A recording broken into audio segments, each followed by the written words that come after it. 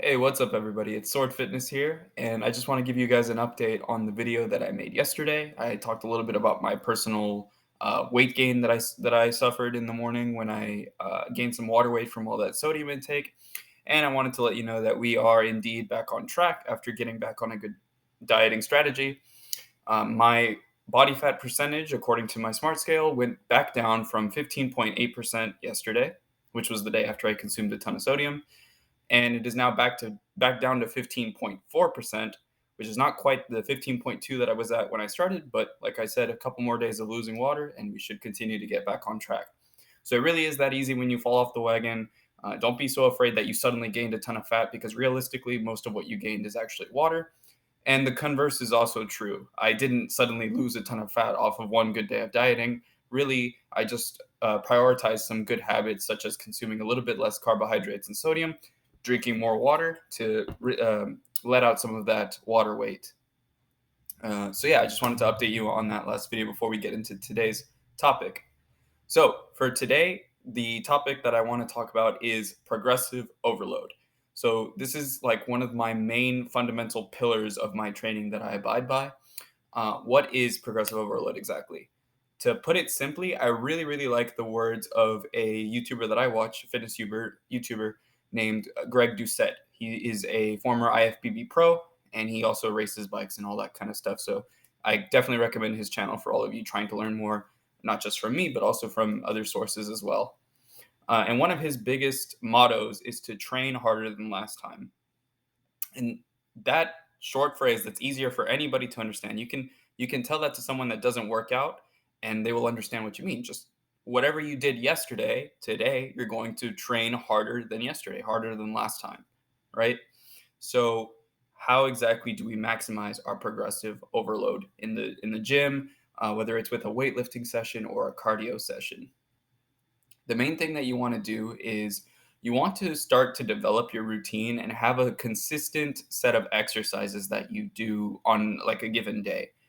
This isn't to say to do the same exercises every day, and I will make a future video on training good training splits so that you don't overtrain a specific muscle by hitting it back to back every day. But what I mean by this is you want to have consistency to where, let's say, today is as of the recording of this video, it's Tuesday, right? So for me, every single Tuesday, I hit what I call a pull day. I focus mainly on my biceps and my back musculature, right? And so every Tuesday, I'm hitting the same exercises in that routine. So I compare that Tuesday to the Tuesday prior, and I know what my targets are. So, one of the main things that I personally advocate for is to always be logging your exercise habits. Don't just go to the gym and hit whatever you feel like out of order, and then just kind of do a weight that you think is good and then completely forget about it, and then come back the next week and do sort of the same thing. You can do that as a beginner. And in fact, that's what I did do as a beginner, especially when I was with my friend going into that Planet Fitness, which I talk about in my story. I believe that's in part two. Be able to consistently keep a good set of data for the exercises that you performed. And so, what I like is I actually recommend an app. You can just on your phone, right? The app that I use is called Rep Count, and it's entirely free, and it lets you create your own routines. You can pull from the database of exercises that they have, and they also have little demonstration animations to show you how to perform the exercises. But what I really like about it is that even if you have an exercise in your routine that isn't in the app, you can actually create that exercise and make your own stats for it and everything. So no matter what exercise you're doing, you don't have to worry about it being in the app, because if it's not in the app, you can just make it. So Rep Count, I really, really like it. And I've been using it personally for a couple of weeks now, trying to wean myself off of my personal trainer's app. So it's nice. Train harder than last time, progressive overload. I'll give you two examples: one for, let's say, weightlifting, and one for, let's say, cardio. These are the two main forms of training that I personally do. So when I'm in a resistance training or weightlifting session, I'll give you an example of today, actually. So today I was doing a barbell bicep curl. So to make progressive overload simple, right? Let's say that last time that I hit that specific barbell bicep curl exercise, let's say 70 pounds, the barbell being 70 pounds, right? And let's say I cranked out 8 reps. Well, to progressively overload for this go around, I'm trying to hit 9 reps. So even if you only get one more rep in extra, you still got stronger. You still trained harder than last time by exactly 1 rep. And if you if you duplicate that over the course of 3, 4 sets, then you've gotten multiple reps stronger per set, right? Another way the most simple way to progressively overload is to simply add weight to whatever exercise you're doing. So let's say that I'm getting a lot of reps in. I've been curling that barbell bicep curl for 15 reps at 60 pounds. At that point, I feel that I like 15 as my high end. You can really choose whatever rep range you like, and I'll make a video on rep ranges in the future.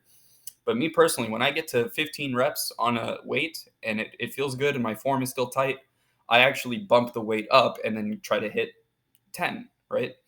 And then I work my way eventually up to hitting 15 again.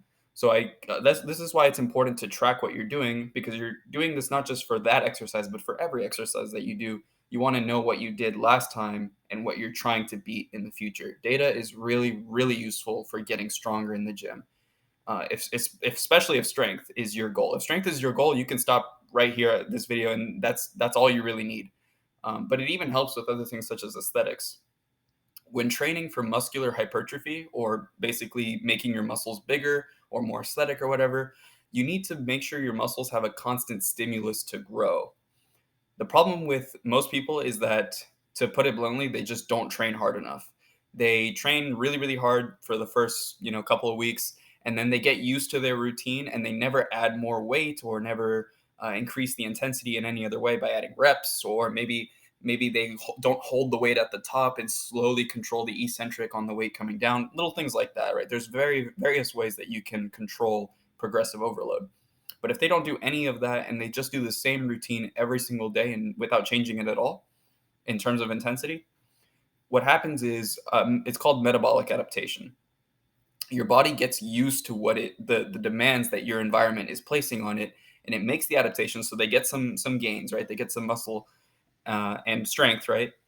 But what happens is they hit a plateau where nothing happens after that. They don't make further gains, even though they're working hard every day, because simply they're not working hard enough. They're not giving their muscles have already adapted to this new stimulus that has been placed on the muscle, right? So it has no reason to further evolve. Think of it adaptation or evolution, whatever you like, right?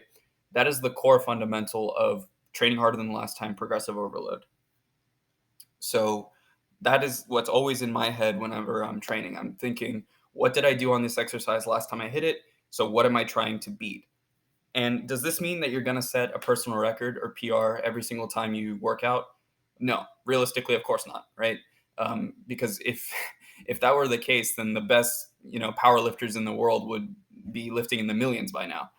That's eventually you will hit walls, and some days you're going to feel stronger than others.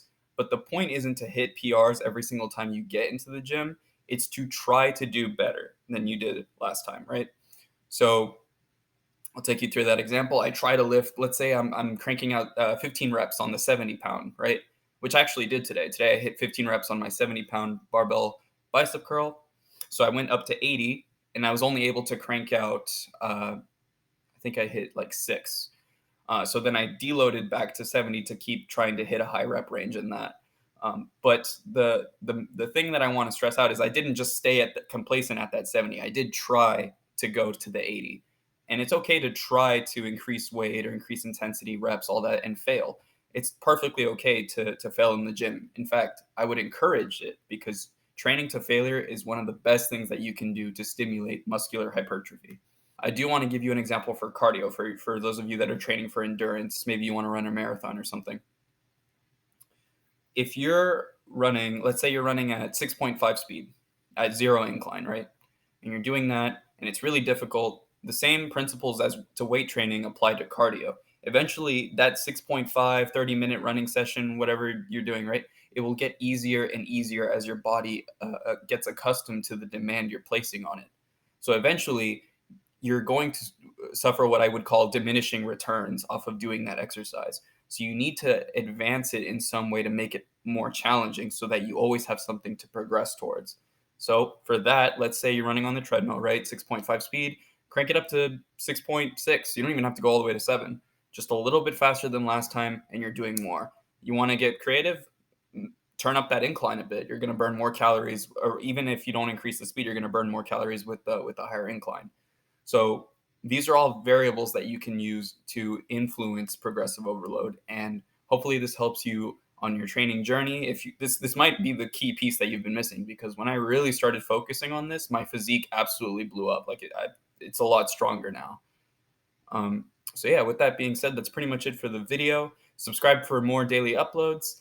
Leave a like, leave a comment also, and I'll answer some of those and maybe turn some of those questions that you have into videos in the future. Until then, I'll see you guys next time. Take it easy and keep putting one foot in front of the other.